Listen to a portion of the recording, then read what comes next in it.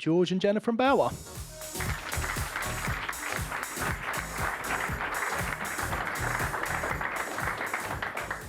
Was the walk-on music a bit much? Bit dramatic, yeah, a bit too dramatic. Hi everyone, I'm Jenna and this is George, and today, along with our interactive smart speaker, we are going to explore how radio has evolved into a multi-medium audioverse and the lessons that we can learn from the platform that has lasted the test of time.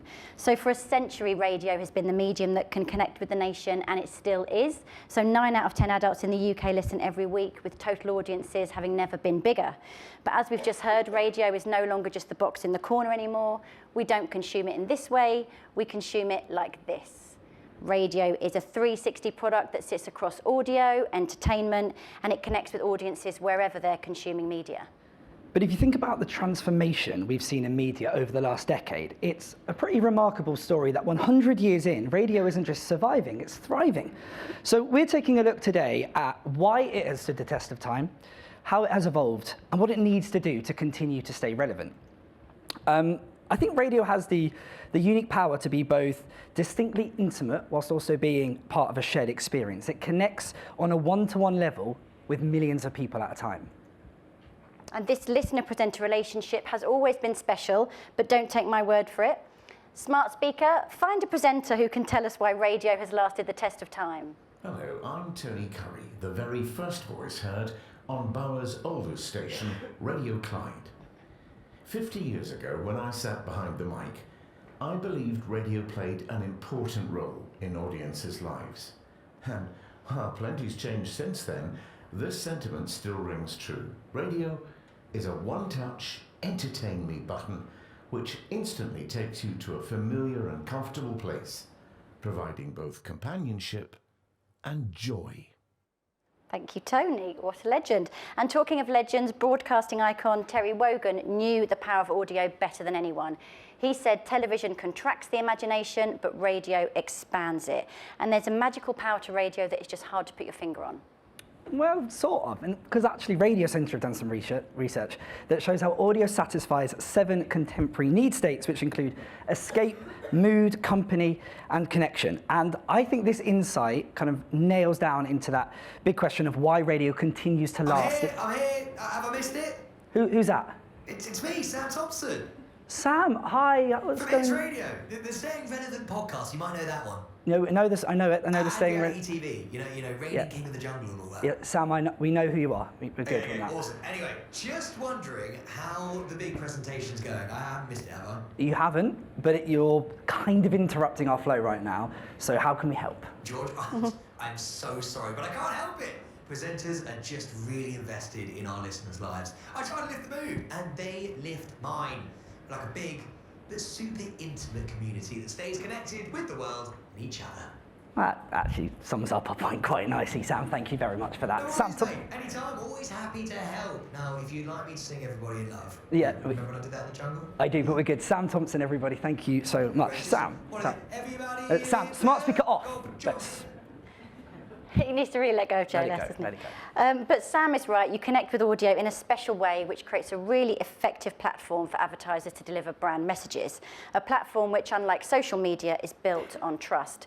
And in today's media landscape, you cannot overlook the value of trust, with audio being Europe's most trusted medium, both for audiences and advertisers. So listeners turn to audio for a safe space to unwind, free from deep fakes and keyboard warriors, with reliable news reports and trusted content. And advertisers can be assured they are investing in a safe environment scheduled next to ads that are approved by an independent third party, guaranteeing their ads won't sit next to something that sounds like this. Oh, hello, it's Ken Bruce here. Click the link below and see your teeth shine up to 300 times whiter. Plus, rub the same ointment on your scalp and your hairline will grow back in 3 to 4 working days, just like mine. Only joking. This is radio, and you don't get any of that here. Just the best tunes and biggest presenters. Ken sort of makes me want to try that product. Worth a try.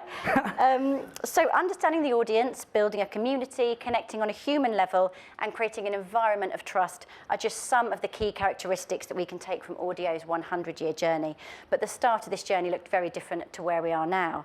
Audio has always had an eye on the future, from being the first broadcast medium to the innovation of in-car entertainment. Radio's always understood the assignment, innovate or die. And over recent years, there's been transformational change in how audio connects with audiences. The box in the corner of the room very much does still exist. Millions of people love it. But radio is also now a smart speaker, a phone app, a multimedia car dashboard. Basically, radio is wherever the audience is. And this has changed the game for how advertisers can use the Audioverse, unlocking the ability to do some really interesting new things with ads. I wonder if we maybe could find someone who knows a bit more about the finer details on digital audio. So, smart speaker, could you please find us an expert, a radio professional? Fleur, we have another one. Hi, George. It's your radio professionals here. How can we help? Hi, Fleur, East and James Bauer from Hits Radio Breakfast. They are radio professionals, I suppose. Could you tell us a little bit more about what can be done now with advertising on smart speakers? Because I'm assuming there's some quite interesting things you can do. Oh yeah, it's pretty wild right now. You can bring all of the classic traits of radio advertising whilst customizing the creative, changing the sound up for time and location, and of course, there's digital targeting proficiencies to boot. It's delivering everything a radio campaign has always delivered, but supercharged with digital capabilities. That's very cool. That's pretty. Hypothetically speaking, say I was a man right now who was in like the South Bank, who loved pop music and brass instruments. What kind of ad could I perhaps be served? I've got this one. It would probably go something like this. But if you wanna hear me sing, you better play that sax. Give it to me. Whoa. No, stop. What are you doing? You've just ruined that, George. Don't mess with the classic. I'm sorry. Damage is done. Sorry. Fleur, let's call your legal team. This guy's a joke. George, why did you have to do that? I'm sorry, I get carried away, I'm sorry. Okay, let's get back on track, because radio isn't just about connecting with audience in the live broadcast space. In today's media landscape, you have to be a 360 brand, and our strategy at Bauer is focused on listen, look, and live to be wherever our audience is. So let's take KISS as an example. They have a strong digital strategy with social formats like Say It or Shot It and partnerships with TikTok. There's a roster of festivals and events across the UK and a portfolio of audio brands such as Kiss Street and Kiss Fresh that can be found on numerous devices. Seeing as we're all here right now, why don't we take a little listen to how KISS is sounding on the radio right now. Smart speaker, play KISS. That was Beyonce with Car Fit right here on KISS with me, Tyler West. Hey George, how you doing this afternoon? What was that? What's going on, George? I'm good, Tyler. Aren't you doing your show? Are you just talking to me right now? What's going on? I'm just checking in with the audience. You know, it's part of the service. I mean, metaphorically, of course. Us radio presenters have that personal link with each listener. Just because you listen on a smart speaker or through a phone, that doesn't change anything. I suppose that makes sense. Do you do a lot of these one-on-ones, Tyler? We do the rounds. It's an intimate relationship, you know. Actually, I've got to go now anyway. Series kicking off. Rachel in Stockport's just asked to listen to my show. I better go say hi. Rachel, how you doing, mate? Well, there you go. Thank you, metaphorical Tyler West. And Tyler is right, of course, because radio has got that distinctly unique connection and personal nature with its audience. And it doesn't really matter what happens with innovation, nothing will change that. Transformation has been a central theme throughout the radio journey, and like any long-standing product, audio has had to continuously evolve. And at the heart of this lies strong partnerships across media and tech, whether that's with the music industry, policymakers, or tech giants. So moving forward, it will be vital for us to build on those strong relationships with the likes of big tech, car manufacturers, and social media platforms, so that we can continue to connect with audiences wherever they're consuming media, adding new layers onto the listening and advertising experience. And from an advertising perspective, the way a brand sounds will become increasingly important as voice tech is inbuilt as standard into cars, obviously tech products, even household devices like ovens. And with the continued growth in smart speaker listening, this will become a space in which radio should own, offering innovative commercial experiences for our partners. Now, I'll tell you who knows a thing or two about smart speakers. Smart speaker. Can you tell us about some of the ways that you think audio should use AI and voice tech in the coming years? There will be advancements in audio personalization with improved targeted creative. I also see a rise in interactive voice command ads and new creative voice-led commercial partnerships utilizing radio's biggest brands. Thank you, smart speaker.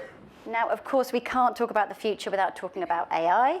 There'll be some great opportunities for audio, like seamless translation of international creative, infinite personalization of spot copy, planning and buying enhancements, and general assistance for the production of content and ads. And I know we'll be hearing a lot more about that in the next session.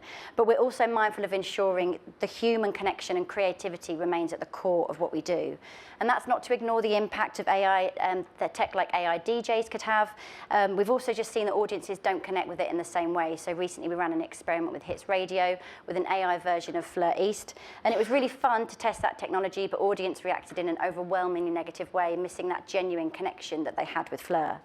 So audio has never been afraid of the future. Video didn't kill the start, and neither will AI. But like with AV, the internet, and socials, audio will embrace AI and use it to strengthen the product, but it will be embraced in a responsible way.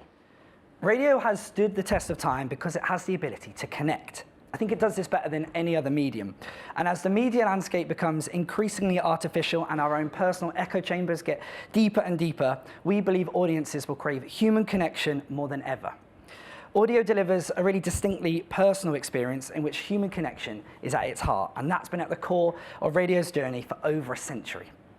So looking ahead to the next 100 years, it's vital that what radio is continues to change, that as a sector we keep on innovating, but all whilst keeping its human core that connects with audiences better than any other medium. Thanks for listening.